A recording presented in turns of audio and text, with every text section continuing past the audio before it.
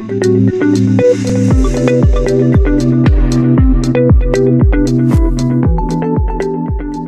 welcome to InnoHEALTH Magazine Podcast. I'm your host, Dr. Soumya Singh, and in today's episode, we'll be learning about forensic medicine. And to help us understand that, we have Dr. Bhim Singh. So, Dr. Bhim Singh is professor and head of forensic medicine at Subharti Medical College in Meerut, with over 8,000 autopsies under his belt. Dr. Singh brings deep hands-on experience in medico-legal cases, violent deaths, and public health forensics. He also leads medico-legal consultation cell, trains police and judicial officers, and is a respected researcher in causes of death and forensic investigation trends. So we welcome you, sir. Thank you so much for giving us time for this podcast. So I would like to start with your how you came to in this field of forensic medicine. What led to this field, and how this field has evolved since you started. Basically, it's a very old field from the around 3000 BC old, and some of the cases of murder were solved by the use of the tool of forensic medicine. Like in case of manner of death, we can know what is the manner of death. It's a suicide, accident, or homicide, or accident, or any other.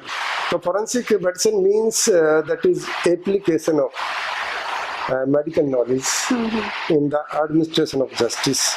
For example, if someone injured, he attends the hospital for the treatment. If something foul play is suspected, the duty of the doctor is to make the case as medical legal and inform the police accordingly. And after that, police will register a case and send the report to the court of law to punish the guilty. So, what kind of real world issue do doctors or lawyers or police bring to you most often? And are there any misconceptions they frequently have? Basically, there is a lack of awareness in India. Most of the time, common people is afraid of law enforcing agencies and court, that it will take so many years, or there is threat from the accused or other persons, or sometimes there are chances of bribery by the other persons to hide the incident. Is there any pressure? Do you feel when you do the forensic autopsies? So what kind of major thing you see in today's cases in autopsy? How do you start for the procedure of autopsy? The procedure of autopsy starts from the scene of crime. Okay. When there is somebody is found on the spot, some person informs the police, and when police will register a case or give a daily diary number in their entry, then they reach at the spot, examine the body, and call the persons around that area, that is most respectable persons. Like in India, we call them punch. Punch.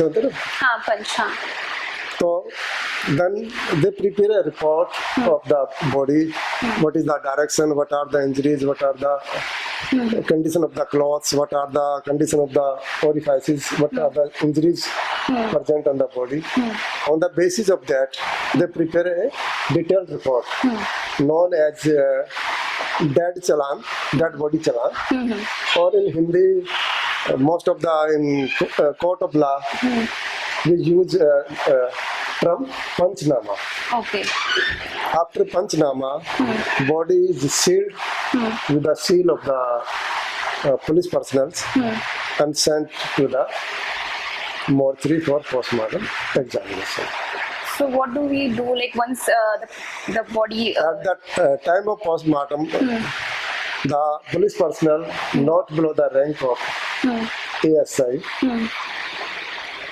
the request is given by the police to conduct post-mortem and open regarding the cause of death, manner of death, and time of death. Okay. So, like, when there is a criminal case, there are some like injury, like so how we understand, like, what kind of injury is this? Sometimes in the case of murder, some people, like, they are like murdered before and then they hang, they have been hanged by someone. So how we check, like, these things we learn from the experience. Okay. Because sometimes if someone is hanged after death, so there is no other findings of asphyxia. Okay. Like in case of hanging occurs, like dribbling of saliva is there, congestion of the lungs is there in the body, other injuries and ligature mark. There is no vital reaction in case of post-mortem, but in case of ante-mortem there is redness, parchment like other things are present. So we definitely by the experience can say that it is a case of post-mortem hanging, that is hanged after the death, or it's ante-mortem hanging, the suicidal or accidental. Suicidal or some other, like, some other. Okay. So like in the case of mass disasters or pandemics, so what do you think India is prepared for such challenges, and what improvements would you suggest? For mass disasters, basically is the teamwork of all the personals, all the medical teams, surgeons, medical person, medicine persons, other army, paramedical forces, and post-mortem doctor. But main challenge is in the mass disaster when so many bodies are found on the site. You have to identify them and hand over to the police. So for that, we have to collect samples for the DNA to confirm the identity of the person, or if some fingerprints are available, then we also match these fingerprints with the, like nowadays, Aadhaar card. So we can say that this body belongs to that person. Like biometric thing. Okay. Or sometimes if body is decomposed, then we can do the X-rays and other things to know the age of that person. Okay. So, since you have trained so many judicial officers and police, so do you think there is a communication gap between science and the courtroom? Basically, there is no communication gap is there. Everyone knows the science, but the defense lab tries to divert the case. This is the main. Okay. There are so many famous cases. Yeah. In which I was involved, but I'm not going to tell their names. Yeah. But very VIP cases. In some cases, even some chief justices are also involved. Before becoming chief justice, they are the lawyers of that case. So, but what happens, when you where there's a pressure, obviously when there is a high profile case, so you feel such pressure. So how do you, there's ethics called something called ethics. So how do you... Basically, doctor, Uh-huh. as a doctor, we are as a neutral witness. We are not the prosecution witness or not the other accused in favor. Yes. So we are neutral. We have to give up our opinion on the basis of scientific knowledge. So, but there is like, according, for example, there is a case of murder, but you know that as a doctor that this is a murder case.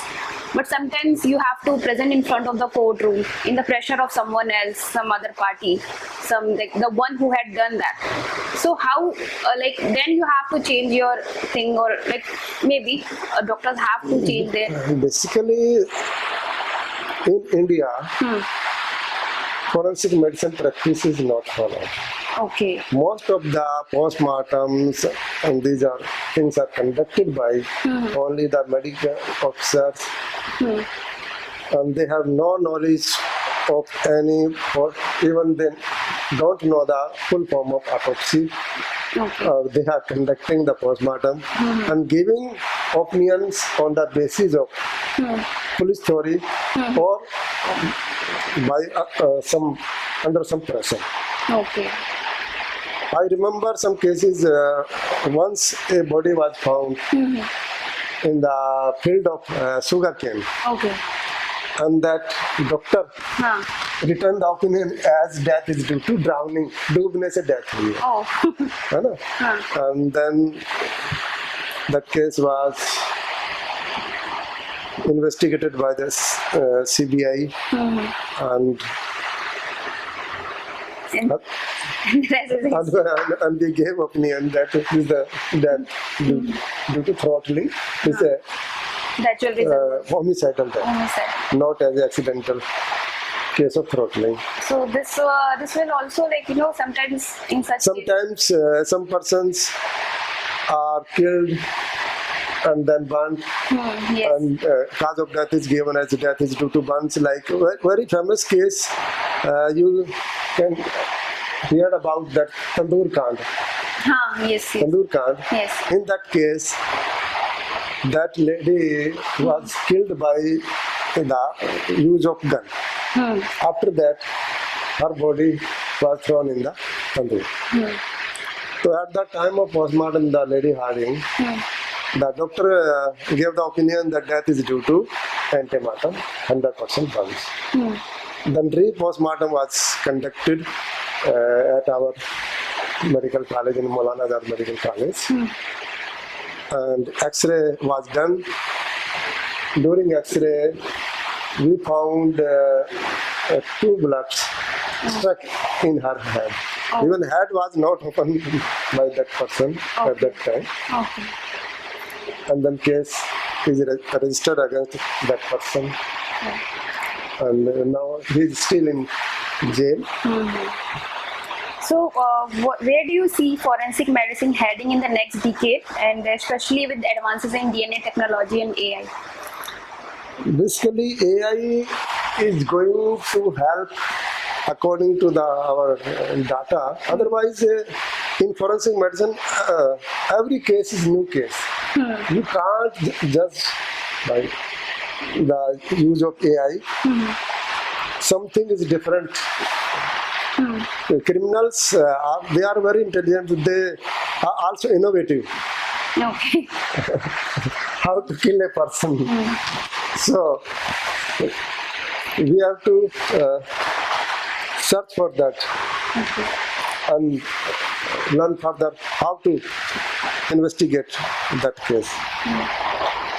So last question, what do you want to give advice to the new young doctors who are there who want to enter in the field of forensic medicine? First of all, basically, Government of India notified in 2012 that post-mortem is to be conducted only by the forensic expert. Like those having MD in forensic medicine, MD degree in forensic medicine. But nowhere this rule is followed. Yes. Only except Delhi. Even in Delhi, in some mortuaries, plain MBBS doctors are conducting post-mortem. So this should be a part of curriculum properly. This is a part of curriculum. It's already okay. In MBBS. Okay. For MBBS only, it's a theoretical, not a practical knowledge.